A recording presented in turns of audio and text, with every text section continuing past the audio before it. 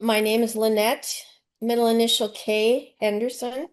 And I always say that because there are other Lynette Hendersons, not artists. And so if you don't put my middle initial, you won't find me. Mostly a painter. I started going back to my professional art career about 5 years ago. I have been more multimedia. In my upcoming solo show in February, I will have sculpture, some printmaking, and actually made a little, like most of us, I suppose, little forays into video and sound.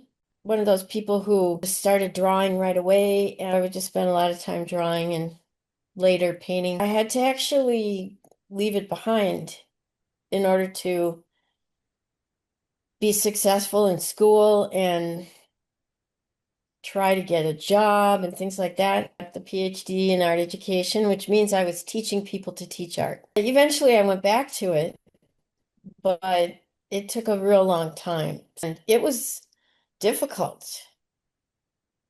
I had left it behind for education for a long time. And I published articles to keep my job at Cal State Northridge, which is a whole different way of looking at art. And I enjoyed it all, but to go back to the studio work, I had to like relearn ago that I was sending slides in an envelope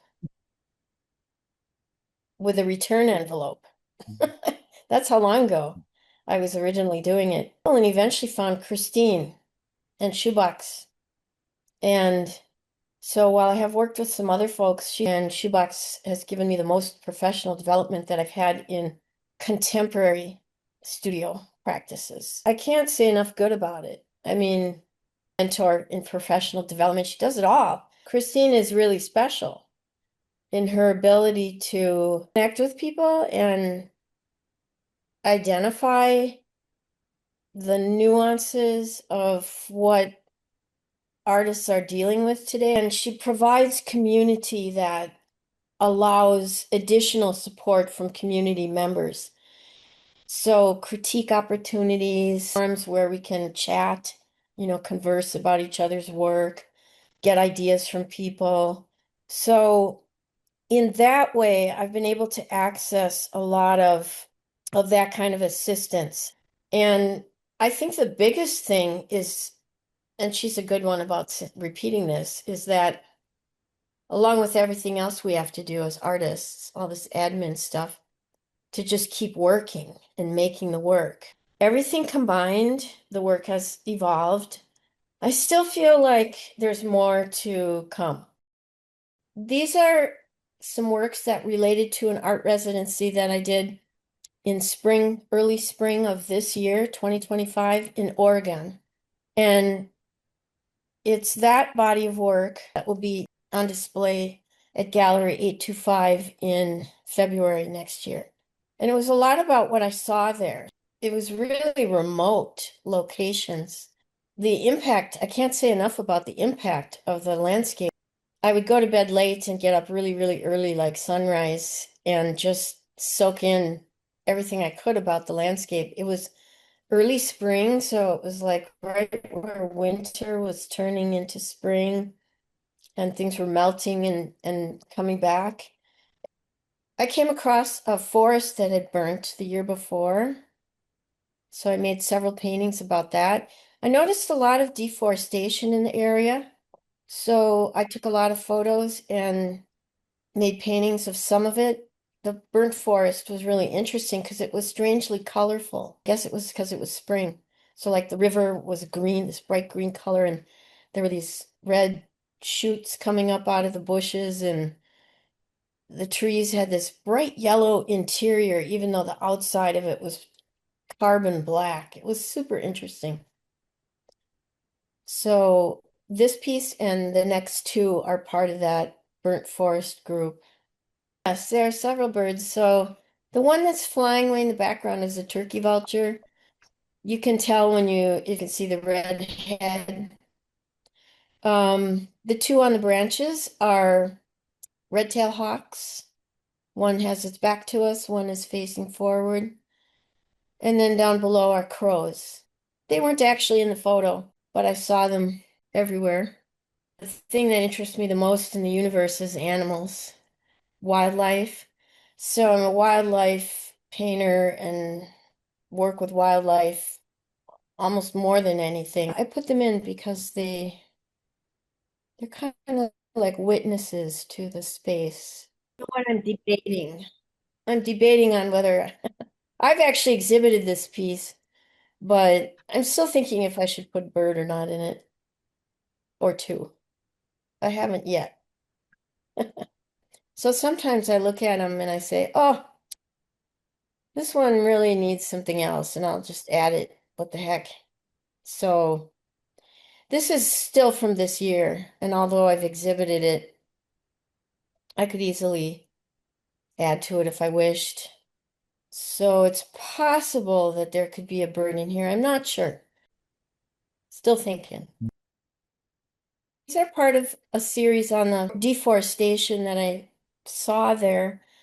There were a lot of dead trees, and it wasn't just winter, dead trees from winter. It were areas, and I have a lot of photography of the areas where it's just covered in trees that have fallen over, logs that are just laying there and decaying.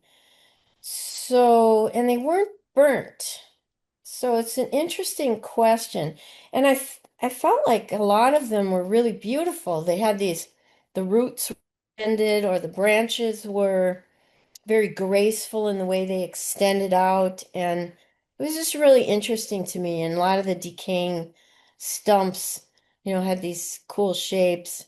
And so I took a lot of photos and then started working with, they're so complicated. To paint them is almost impossible. I did try.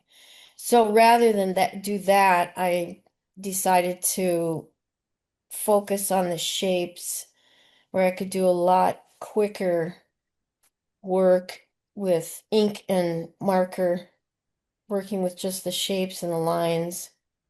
And then I had done some of this in the past with other things, but I decided to put the birds in again, even though they weren't in the photo, to put the birds in and actually paint them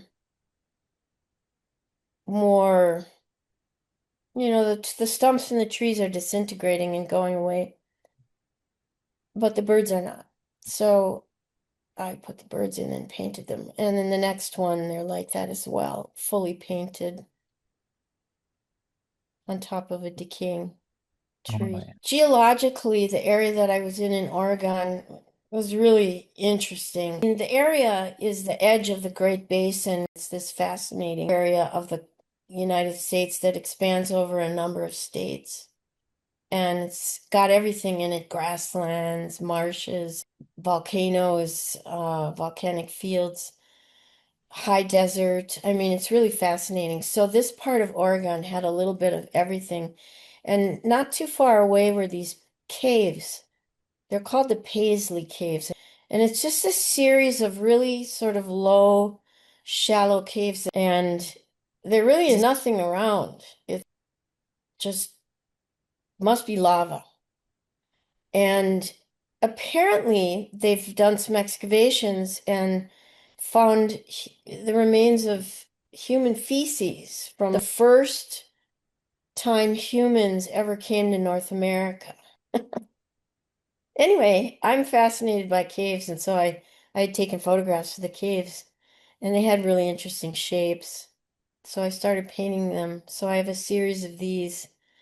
And again, I felt like, landscape with no animals. I have now got a couple of feathers in the painting as a way of saying, birds were here, or birds were flying over. They often lose feathers and then they get blown into spaces and so on.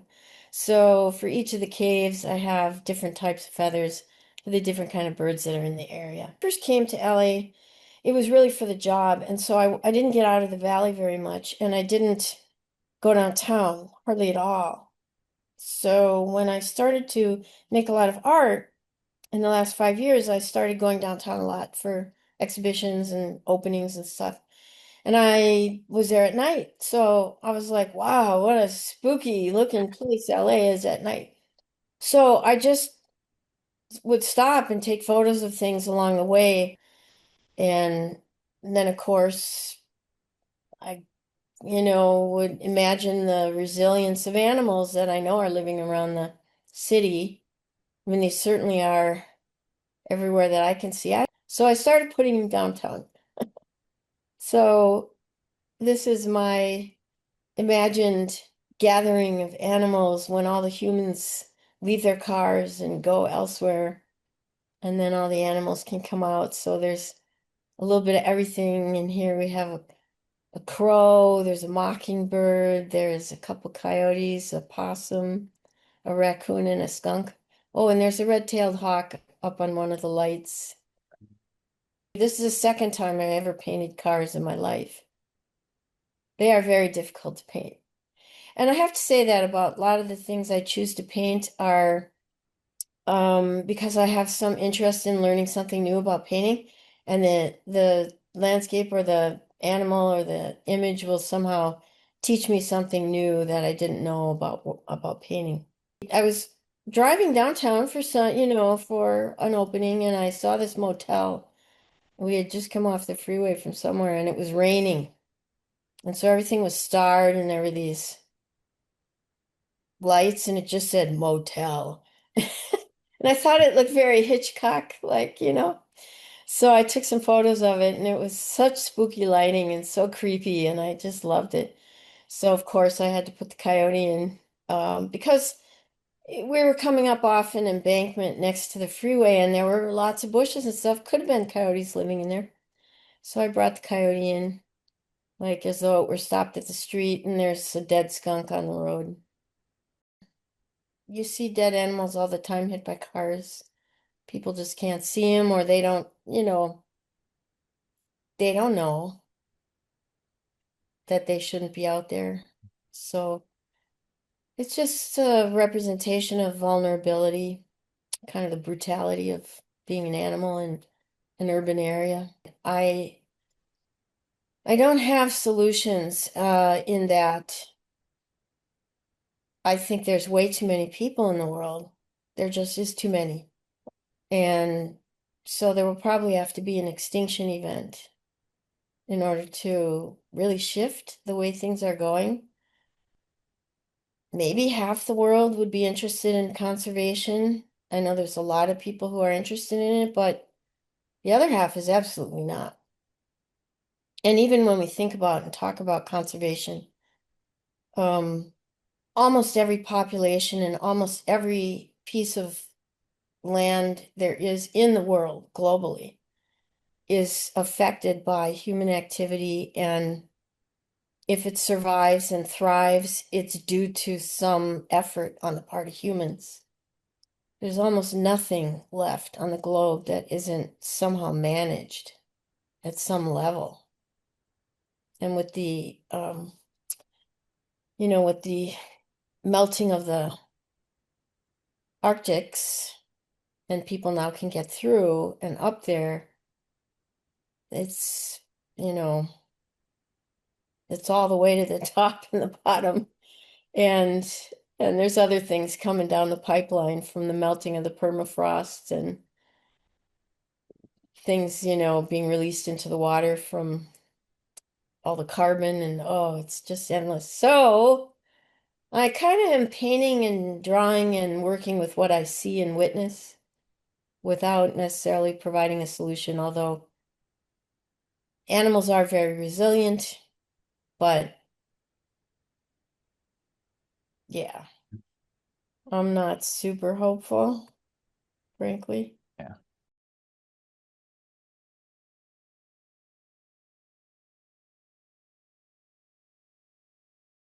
I did a lot of traveling this year, and one of the places I last went to was Dorland Mountain Arts, which is near Temecula, and it's very beautiful in that area. Just a little oasis. Property is used for art residency for different types of artists, music, writing, visual, etc.